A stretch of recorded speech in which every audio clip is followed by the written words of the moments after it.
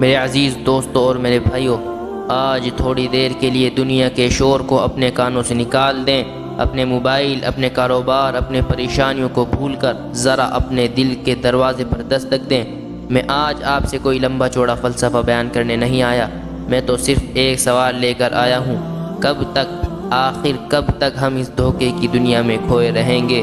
کیا ہم نے کبھی تنہائی میں بیٹھ کر سوچا ہے کہ اگر اسی پل میری آنکھ بند ہو جائے تو میں اپنے رب کو کیسے منہ دکھاؤں گا؟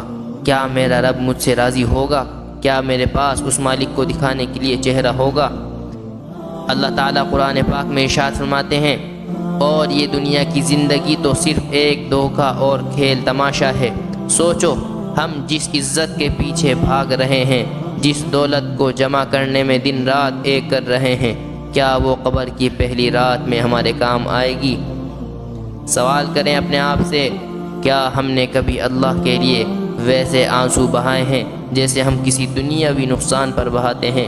ہم تھوڑی سی بے عزتی پر تڑپ اٹھتے ہیں، لیکن جب گناہ کرتے وقت اپنے رب کی نافرمانی کرتے ہیں تب ہمارا دل کیوں نہیں کانپتا؟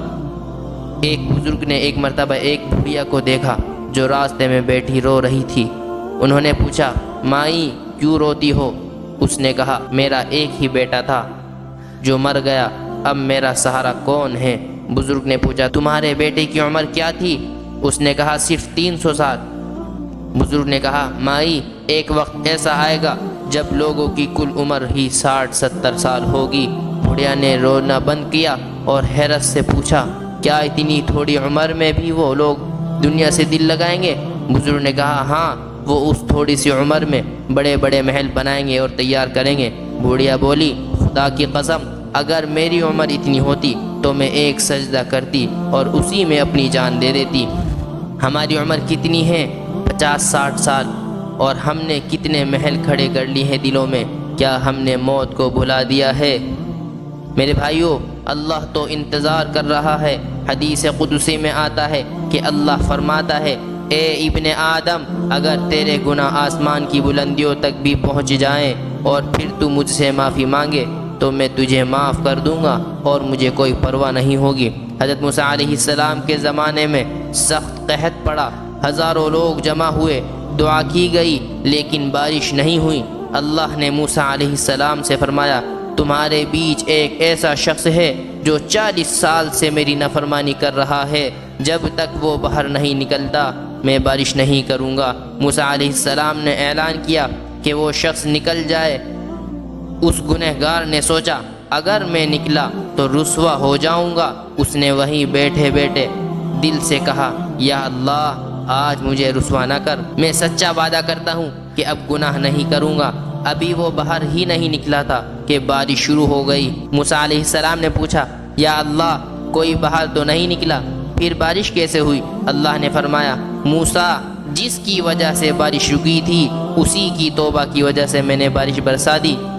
کیا پتہ آج ہمارے ملک پر، ہماری بستی پر مصیبت ہمارے گناہوں کی وجہ سے ہو۔ آج ہی وہ موقع ہے، پکار لو اپنے رب کو، مانگ لو اللہ سے معافی تنہائی میں، وہ پردہ رکھنے والا ہے۔ سبحان اللہ، کتنا کریم ہے وہ مالک، ہم گناہ کرتے تھکتے نہیں اور وہ معاف کرتے نہیں تھکتا۔ لیکن کب تک ہم اس انتظار میں رہیں گے کہ کل توبہ کر لوں گا؟ کیا ہمیں کل کی گارنٹی ہے؟ کیا موت نے کبھی کسی کو بتا کر دستک دی ہے؟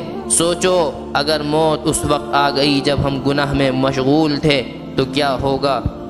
ایک مرتبہ حضرت ابوبکر صدیق رضی اللہ عنہ، جنہیں دنیا میں ہی جنت کی بشارت مل چکی تھی، ایک پرندے کو درخت پر بیٹھا دیکھ کر رونے لگے اور فرمایا، اے کاش میں یہ پرندہ ہوتا جو درخت کا پھل کھاتا اور چلا جاتا، جس سے قیامت کے دن کوئی حساب و کتاب نہیں ہونا۔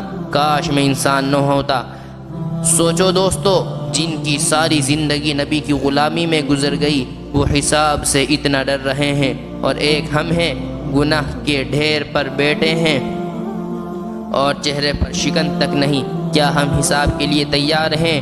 اللہ کو راضی کرنے کا سب سے آسان راستہ ہے اپنی عاجزی کو پہچان لینا۔ حضور صلی اللہ علیہ وسلم نے فرمایا، 2 قطرے اللہ کو سب سے زیادہ محبوب ہیں، ایک وہ خون کا قطرہ جو اللہ کی راہ میں نکلے، اور دوسرا وہ آنسو کا قطرہ جو اللہ کے خوف سے نکلے۔ میرے دوستو، آج اپنے دلوں کو ٹٹولو۔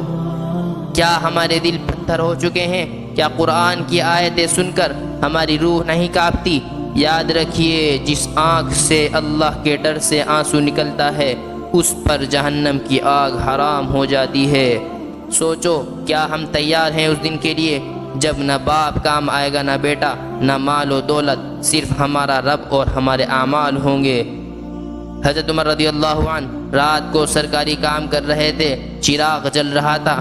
جب ان کے پاس کوئی ملنے آیا اور ان کی نجی بات شروع کی تو حضرت عمر نے فوراً چراغ بجھا دیا۔ پوچھا گیا، امیر المؤمنین یہ کیوں کیا؟ فرمایا، اب تک میں سرکاری کام کر رہا تھا تو بیت المال کا تیل استعمال ہو رہا تھا، اب تم اپنی بات کر رہے ہو، میں اللہ کو کیا جواب دوں گا کہ میں نے سرکاری تیل اپنی ذات پر کیوں خرچ کیا؟ ہم جو ہر روز حرام کھا رہے ہیں، لوگوں کا حق مار رہے ہیں، جھوٹ بول کر کاروبار کر رہے ہیں، ہم اس دن کیا جواب دیں گے جب ایک ایک پیسے کا حساب ہوگا؟ اے اللہ، اے دلوں کے بھید جاننے والے، ہم تیرے گنہگار اور خطاکار بندے ہیں۔ ہم نے اپنی زندگی غفلت میں گزار دی، ہم نے تیرے احسانات کو بھلا کر تیری ہی نافرمانی کی۔ یا رب، آج ہم شرمندہ ہیں، ہمارے گناہوں کا بوجھ اتنا زیادہ ہے کہ ہماری پیٹھ جھک چکی ہے، لیکن مالک، تیری رحمت ہمارے گناہوں سے کہیں بڑی ہے۔ اے اللہ، ہمیں معاف کر دے، ہماری آنکھوں میں وہ آنسو دے دے جو تجھے پسند ہے، ہمارے مردہ دلوں کو زندہ کر دے، ہمیں موت سے پہلے موت کی تیاری کرنے کی توفیق عطا فرما۔